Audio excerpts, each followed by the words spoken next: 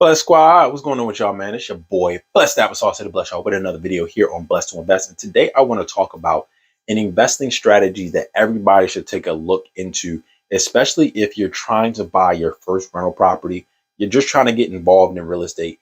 And maybe you don't have a lot of money, but you have a little bit of money and you're trying to coordinate your living situation to set it up so you can live for free.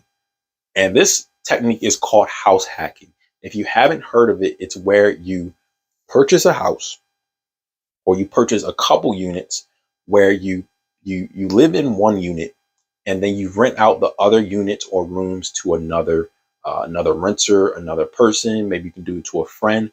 And reason why this is so beneficial because it allows the other renters to pay off your property. So let's say you buy a property for $200,000.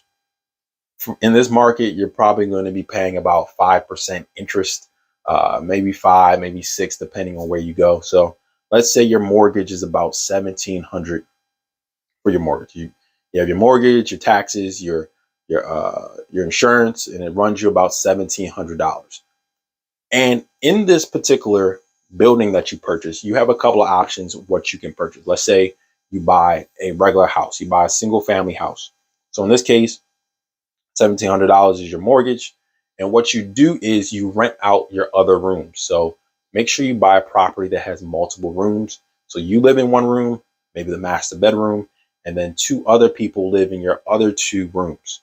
And what you can do, you can charge them $1,000 a month or $800 a month, something.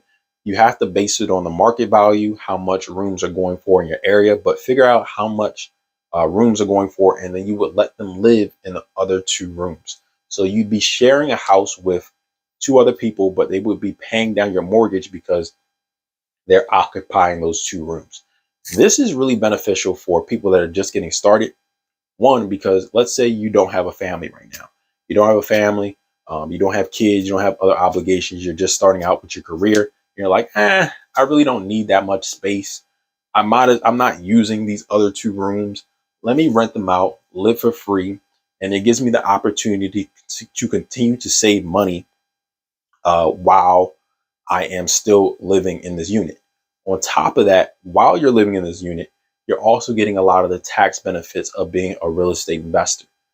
What you are doing is you have renters, so you're able to get the depreciation, you're able to get a rental income, and you're able to treat it like a single family home of your own personal residence. And you're also able to take advantage of the tax benefits, the tax breaks for paying, for having people live in your unit. So it's literally a win-win scenario. I definitely recommend it. So you can either do that with a single home, or you can do what is like a duplex, where you have 2 separate units. Usually these are going to be a little bit more expensive. Maybe instead of 200,000 in your market, maybe they're 300,000 or 400,000. In my particular market, they're going to run around the market that I like looking at. I'm in Baltimore, so we have patches of the market that are a little bit cheaper, and then we have patches of the market that are a little bit more expensive. So yes, I could get a $200,000 duplex in Baltimore, but you might be in the trenches. So in a decent area, you're going to be spending about $300,000 or $400,000 for a duplex. In that scenario, you would have 2 separate homes. They're connected. And then you would live in one unit, and then you will rent the other house out to another set of family. Maybe you charge them $1,700, and you're able to charge a little bit more because they're getting their own space. They're getting their own unit. They're going to have their own kitchen, their own bathroom, and they're going to have everything on their own. So you're able to charge a lot more. And the win with this is if you were to set it up this way, let's say you live in this unit for a year or 2. And you're able to save an extra $20,000 while living in this unit. The reason why you're able to save an extra $20,000 is because you're not paying a rent anymore. You're living rent free because somebody else is paying your mortgage. What you can do now is save that money, save that extra 20 grand on the year. And after your first year, you move out and take that 20 grand and purchase a second property. So you can literally do the same thing over and over and over again. So you put $20,000 down, you buy your first property, you live in one, you put a renter in the other. Second year, You save another $20,000.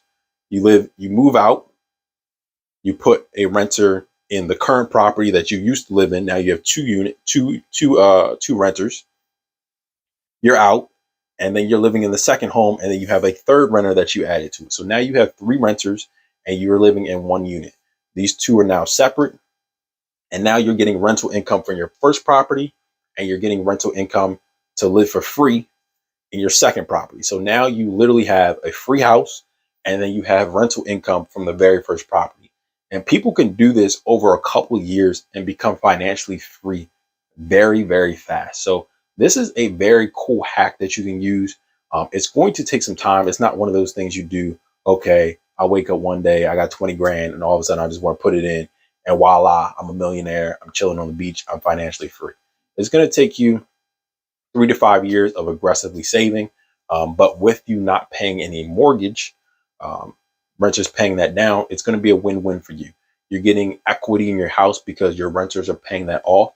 And in the next 5 to 10 years, these properties that you purchase over the first couple years will now slowly start to get paid off. And you have a couple of options. You can either pull some of the equity out to buy more properties, or you can just aggressively pay them off.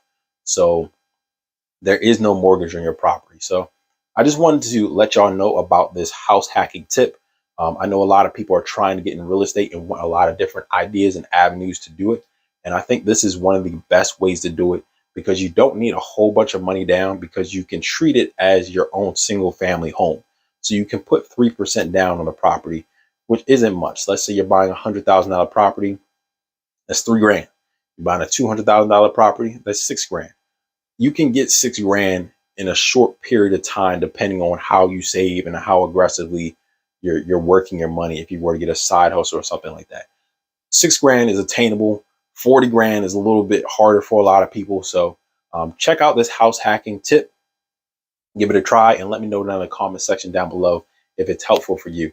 If you have tried house hacking, or you're doing house hacking right now, leave a comment down below. I want to talk to y'all, chop it up in the comments. But that's going to wrap it up. It's me, your boy, Blessed Applesauce. Stay blessed.